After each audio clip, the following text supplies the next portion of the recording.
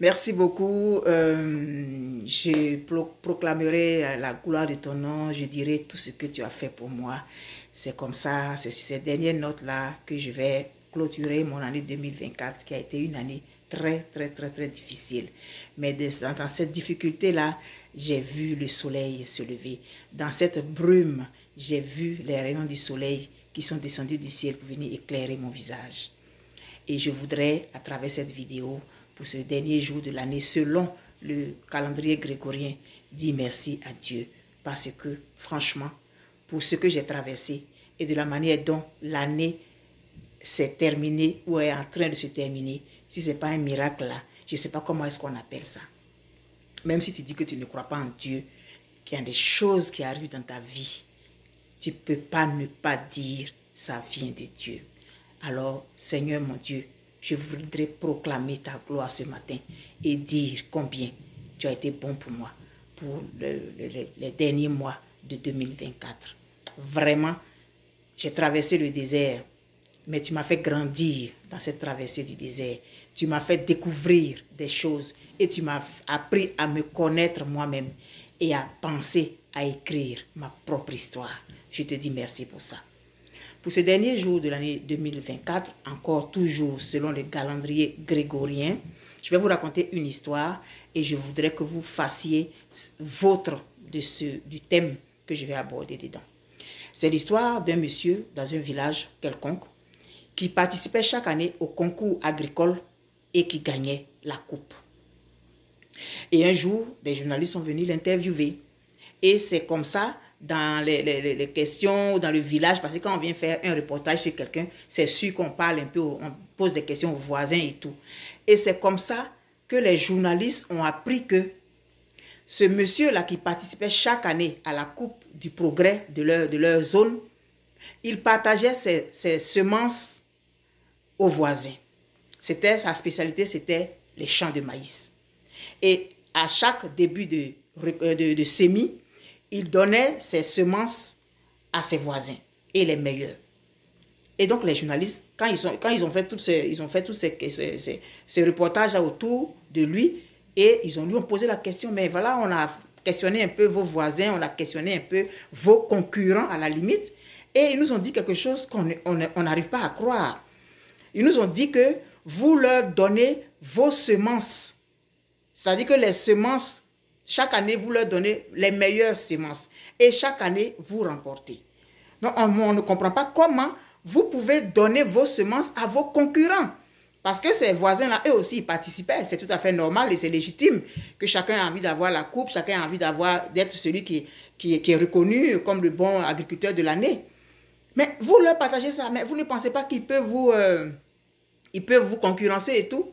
Il dit non, je ne pense même pas qu'ils vont me concurrencer et je ne suis pas dans cette logique. C'est parce que justement je pense à moi que je fais ça. Le journaliste a dit comment ça? Il dit oui, c'est par égoïsme que je fais ce que je fais. Mais non, monsieur, non, ça c'est pas ce qu'on appelle de l'égoïsme. Vous êtes généreux. Il dit oui, peut-être. Dans une certaine mesure, on peut dire que je suis généreux. Mais dans la réalité, j'agis comme ça pour moi-même. Expliquez-nous, on ne comprend pas. Il dit, si je laisse mes concurrents planter les semis de mauvaise qualité, les semis de pas bons semis, parce que moi j'ai la bonne semence et que je veux gagner, je plante seulement mes semis sur mon terrain. Mais autour de mon terrain, il y a les champs de mes concurrents. Lorsque la pollinisation se fait sur les plants de maïs, quand le vent souffle, le vent, il transporte le pollen d'un champ vers l'autre. Et au moment du mûrissement, au moment de la formation définitive des maïs, quand le vent emporte le pollen, imaginez que mes concurrents, ils aient des semences de très mauvaise qualité. Est-ce que vous voyez un peu ce qui va se passer? Le vent va transporter leur pollen qui va venir se mettre sur mes plants. Et puis, ça va polliniser et puis ça va faire que mes plants ne seront pas de bonne qualité à la récolte parce qu'il y aura un mélange de mauvaise qualité et de bonne qualité. Or, si je leur donne mes semences qui sont de très bonne qualité, que autour de mon champ, il n'y a que des plantations de très bonne qualité, lorsque la pollinisation va se faire, lorsque le vent va entraîner le pollen, quand il va partager ça, je vais recevoir encore du pollen de bonne qualité. Est-ce que vous comprenez un peu ma démarche? Est-ce que vous comprenez un peu ma logique? Les journalistes ont dit, vraiment, monsieur, vous êtes un visionnaire. J'utilise cette histoire pour vous dire que lorsque tu as de bonnes informations, je ne parle pas d'informations politiques ou bien d'actualité, non, mais tu découvres des choses qui sont bien. Par exemple, je sais pas moi, comment apprendre à dormir vite, ou bien comment ne pas voler, quelles sont les conséquences quand on vole et tout. Je fais les comptes. Et les comptes que je fais, j'essaye d'éveiller les consciences. J'essaye de faire comprendre à la jeune génération et même à des gens de ma génération, parce que moi, j'apprends toujours, hein, j'apprends toujours, je continue d'apprendre. Quand tu as ces informations, que tu les partages. Supposons que j'ai donné, par exemple, je sais pas moi, une image du respect. J'ai fait un compte où je parle du respect, où je dis que c'est bon de respecter les gens. Je ne me contente pas à seulement le dire à mes enfants dans mon vase clos. Mais je fais une vidéo et puis je dis par exemple, évitez d'insulter les personnes âgées, évitez d'insulter les uns et les autres, parce que la vie là, ça ne s'arrête pas sur Facebook. La vie là, demain, elle existe. Donc ce que tu dis à des gens, tu insultes des gens, tu calomnies des gens, tu dis des trucs à des gens sur Facebook. Dans la vraie vie, ça peut te rattraper. Toutes ces choses-là, je les dis. Supposons que quelqu'un qui a entendu une de mes vidéos et puis qui a changé sa façon de faire. Cette personne-là, elle devient une bonne personne. Je mets ça véritablement en guillemets. Et un jour, si je suis en face de cette personne qui est devenue une bonne personne, qu'est-ce que je gagne en retour? Un bon comportement, une bonne attitude. Quand je dis, n'insultez pas les personnes âgées, ne manquez pas de respect à des gens, même si vous êtes fâché, dites-le de façon courtoise. Mais ces personnes-là, si elles écoutent et qu'elles changent leur façon de faire, mais j'ai une bonne société. Ça dit que demain, je sais que mes petits-enfants, quand moi je serai parti, mes petits-enfants seront dans un environnement où tout le monde est courtois. Bon, ce n'est pas le paradis, hein. Ce n'est pas possible que dans un monde, tout le monde est gentil. Ça, c'est pas possible. Mais on essaye de faire ce qu'on peut pour essayer de changer la mentalité des gens, pour que les gens apprennent à vivre, à cohabiter dans de bonnes conditions. Donc, quand tu as des choses que tu apprends, que tu donnes généreusement, ça te revient d'une manière ou d'une autre.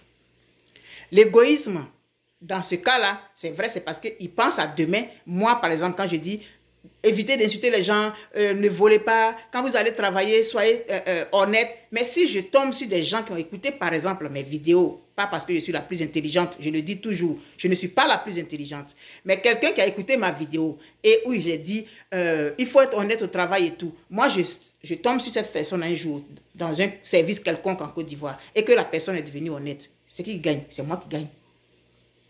La société gagne, mais moi aussi je gagne, parce que j'ai en face de moi une personne honnête. Apprenons à partager. On n'a pas dit ouvre ta maison et puis distribue ta nourriture aux gens, ce n'est pas dans ce sens-là. Mais il faut que nous essayons d'avoir la mentalité de ce monsieur. Je donne la bonne semence aux autres pour que le pollen revienne vers mon champ, pour que je puisse avoir une bonne récolte. Et ce qui faisait qu'il gagnait toujours. Il gagnait toujours. Apprenons à partager. Apprenons à changer notre façon de voir. Évitons de rentrer dans des clashs avec des gens, des clashs inutiles pour des hommes politiques, insulter des gens pour des influenceurs, insulter des gens pour des artistes, insulter des gens pour des hommes religieux. Ça ne donne rien. Ça ne donne rien parce que la vie ne s'arrête pas sur les réseaux sociaux. Quand vous sortez des panels où vous avez insulté des gens, vous avez insulté des pères de famille, mais vous ne savez pas quelle malédiction vous prenez. Donc quand moi je te dis que ce n'est pas bon et que tu comprends que ce n'est pas bon, que tu changes ton comportement, ça me fait avoir une société potable. Apprenons à partager, apprenons à éveiller des consciences et nous tous ayons cette façon de faire là pour 2024, pour 2025. Apprenons à écrire notre propre histoire. Apprenons à être respectueux dans le débat politique. Apprenons à éviter de calomnier les gens dans le domaine politique. Évitons d'insulter les gens, même pour un influenceur qu'on aime, même pour un artiste. Arrêtons d'insulter les parents des gens. Arrêtons de calomnier, de salir la réputation des gens. Et nous allons avoir ensemble une bonne société. Oui, on a le droit d'aimer des politiques. On a le droit de ne pas être content qu'on l'agresse. Mais tu peux répondre à quelqu'un sans forcément l'insulter, sans forcément tomber dans la bassesse. En faisant ça, on partage le bon pollen. En faisant ça, on partage la bonne semence. Et nous tous, on profite des retours de notre générosité, mais qui est en fait une sorte d'égoïsme. Je vous aime très fort. Je vous souhaite une très bonne année 2025. Et puis, changeons notre regard, éveillons notre conscience pour un monde plus beau.